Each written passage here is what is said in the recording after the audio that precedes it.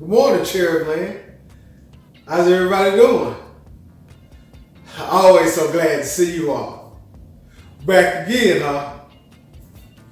I guess you all had a little bit of faith, huh? Well, how's your faith been growing? Yeah.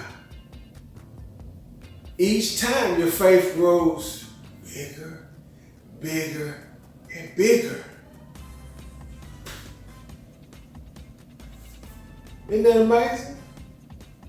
Faith is like maybe your hamster or your dog. As you feed it, as you take care of it, the more and more it grows. Keep feeding it. Keep taking care of it. Just no telling how big it can get. So this month, I wanted to talk to you all about something else that's awesome. The word is called creativity. Yeah, creativity. Well,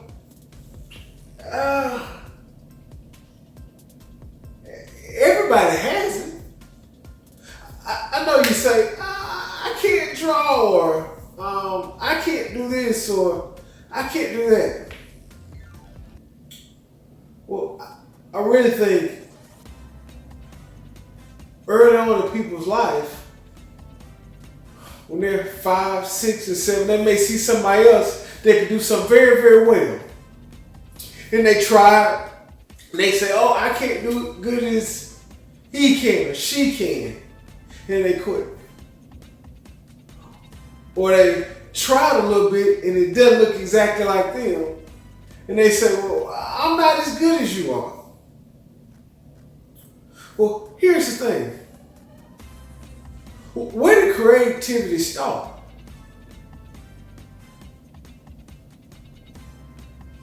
Mom? Dad? Let's go a little bit further back.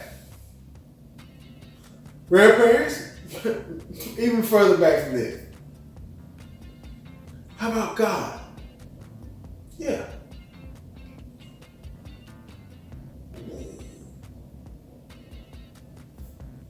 Don't you all think that he's the greatest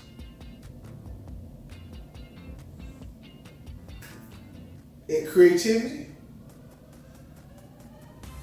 It could be because he's called the creator. Yes. He's the creator of all things. Remember, the earth is the Lord's, the fullness thereof, and they that dwell in it.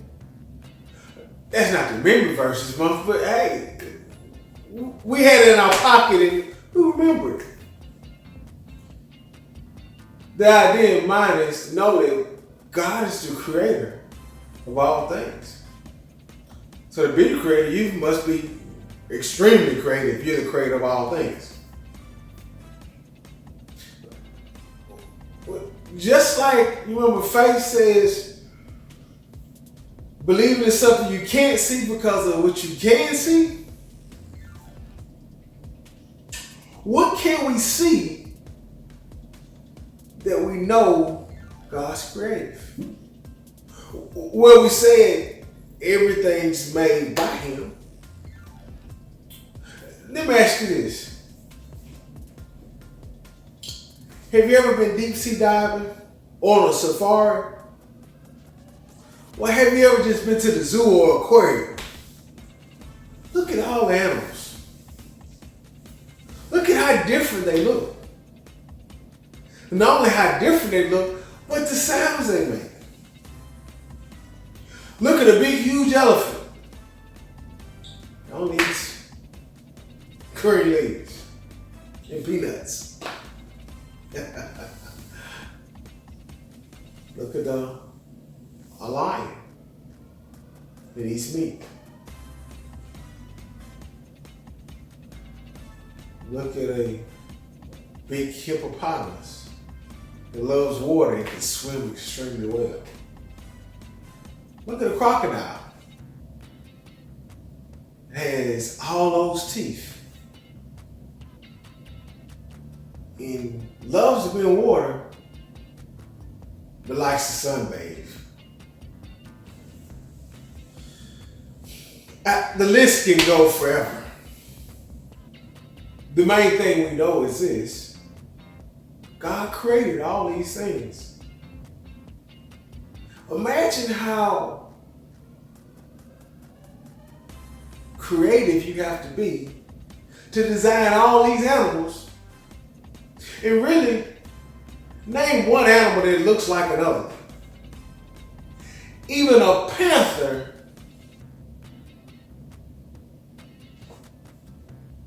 and a puma, there are differences. They look much different than each other. Yeah, both from a black, but if you really look at them, they look totally different. A leopard and a jaguar. I missed that one. They look exactly the same. They really don't. Their size, their shape, even where they live. You know how they look. God made them very, very unique in His creativity. But guess what? It didn't stop there. It started in how He created the earth, made the animals. But guess what? His most proud creation.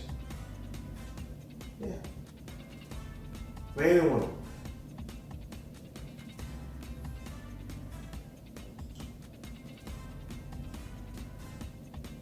He created us in whose image? His image.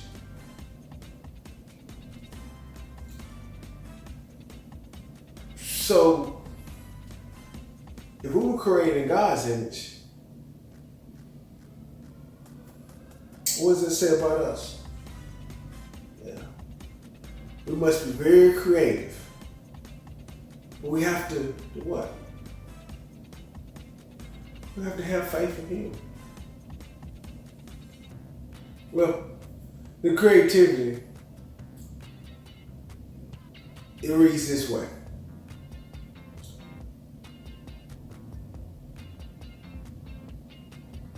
Creativity.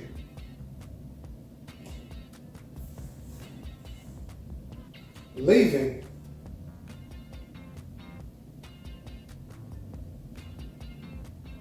and imagining what you can do because you're made in God's image. Imagining what you can do because you're made in God's image. You have to believe it though. It's a tough thing because a lot of times we don't think we can do one thing or don't think we can do something else because we don't get just like that. That's not true. Sometimes we do things over time. Singing, dancing, many other things. Many of the greatest singers of all time maybe had to find their voice. Because guess what? They wanted to sound like somebody else. But when they finally looked within themselves and saw what God put in them, how unique they were, they found their own voice. And it became this great vessel for worship. They would uplift someone, whoever it may be that they're singing about. So, not to send you all out to karaoke machines, we all have all these different things that we've had put in us. We gotta go seek God. We'll find Him. The great thing about it is this: Yes, we do. We definitely have an opportunity to be able to worship God for all He's done. Our memory verse reads this.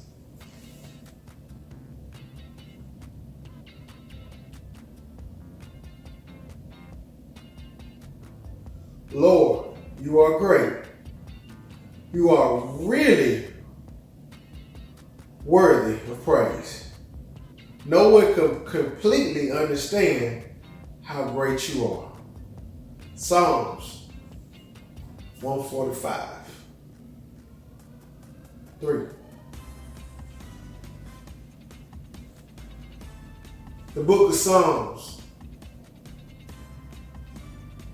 the 145th Psalm, verse 3, tells us we can't even understand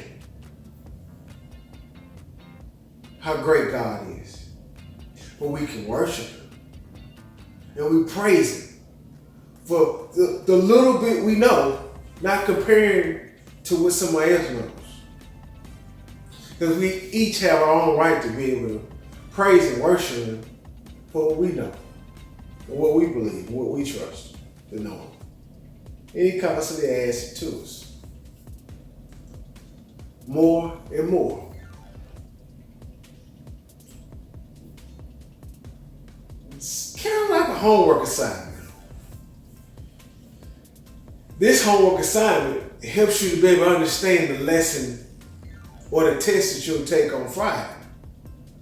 The test that you take on Friday helps you understand the information so that the lesson that you start to learn on Monday is much easier. And we go throughout our life that way.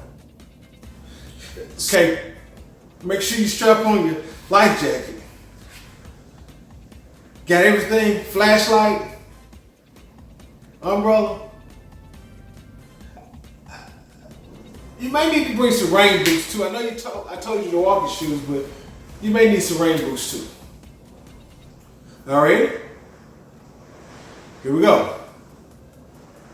I want to tell you a story, and it's going to start in Genesis 1. And we're going to all read all the way to Genesis chapter 2 about God and His creation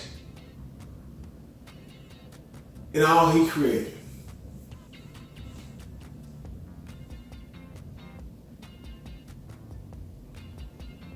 In the beginning, God created the heavens and earth. The earth didn't have any shape, and it was empty. There was darkness over the surface of the waves. At that time, the Spirit of God was hovering over the waters. God said, "Let there be light." And there was light. God said that the light was good. He separated the light from the darkness. God called the light day. He called the darkness night. There was evening, and there was morning. It was one whole day. God said, "Let there be a huge space between the waters. Let it be water from water, separated." And that's exactly what happened.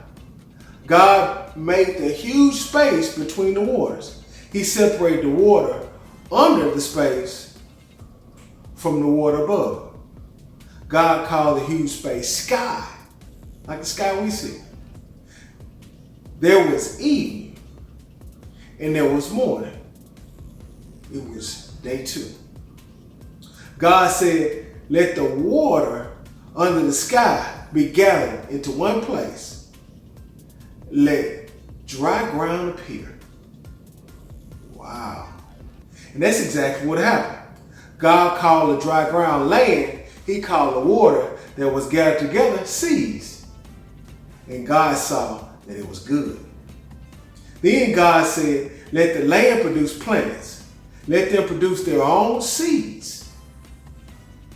And let there be trees on land that grow fruit with seeds in it." that each kind of plant or tree had its own kind of seed. And that's exactly what happened. So the land produced plants. Each kind of plant had its own kinds of seeds. And the land produced trees that grew fruit with seeds in it. Apple seed, orange seeds, peach seed. Each kind of tree has its own kind of seeds. God saw it was good. There was evening and there was morning. It was day 3. The first 3 days, God did amazing creations. Let's see what happened next. God said, let there be light in a huge space of the sky. Let them separate the day from the night. Let the lights set the times for the holy celebrations and the days and the years. Let them be lights in the huge space of the sky to give light on the earth. And that's exactly what happened. God made 2 great lights. He made the larger light to rule over the day and the smaller light to rule over the night. He also made the stars. God put the light in a huge space of the sky to give light on the earth. He put them there to rule over the day and the night. He put them to separate light from darkness. God saw that it was good. It was evening and it was morning. It was the 4th day. God said, let there be seeds to be filled with living things. Let birds fly above the earth across the huge space of the sky. So God created the great sea creatures, whales, sharks, all these things. He created every kind of living thing that was filled in the seas and moved about in them. He created every kind of bird that flies. And God saw that it was good. God blessed him and he said, have little ones so that there will be many of you. Fill the water in the seas. Let there be more and more birds on the earth. There was evening and there was morning. And it was day 5. God said, let the land produce every kind of living creature. Let there be livestock and creatures that move along the ground and wild animals. And that's exactly what happened. God made every kind of wild animal. He made every kind of livestock. He made every kind of creature that moved along the ground. God saw it and it was good. The world God created was truly indescribable, but it wasn't done yet. Here comes the best part. You remember I was telling you about the best part? Here we go. Then God said, let us make human beings so that they are like us. Let them rule over the fish in the seas and the birds in the sky. Let them rule over the livestock and all the wild animals. Let them rule over all the creatures that move along the ground. So God created human beings in his own likeness. He created them to be like himself. He created them as a male and a female. Who were those males and females? God created the first man and the very first woman, which was Adam and Eve. He made them in his own image, and he created them to be like him. He created them to show us a little bit of who he is. God told Adam and Eve to have children, fill the earth, and rule over the animals. He gave the plants as food for the people and animals. God saw everything he had made, and it was very good. There was evening and there was morning. It was the 6th day. By the 7th day, God had finished the work he had been doing. So on the 7th day, he rested from his work. No, he wasn't tired. He was just showing us an example of what we needed to do. So God blessed the seventh day and made it holy. He blessed it because on that day, he rested from all his work he had done. He made us in our image. He made us in his image so that we would be able to follow suit and have that day of rest as well. God doesn't sleep nor does he slumber. So he didn't need any rest. He was just giving this example for it. But I know you all had a great question. Thanks so much for asking. But the bottom line is this. From nothing, God created everything. There's no limit to God's creativity.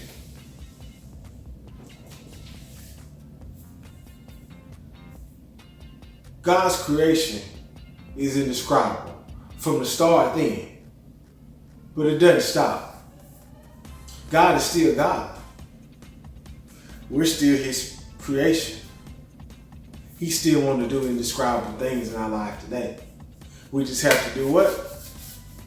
Yeah. Have faith and trust in him and follow his word.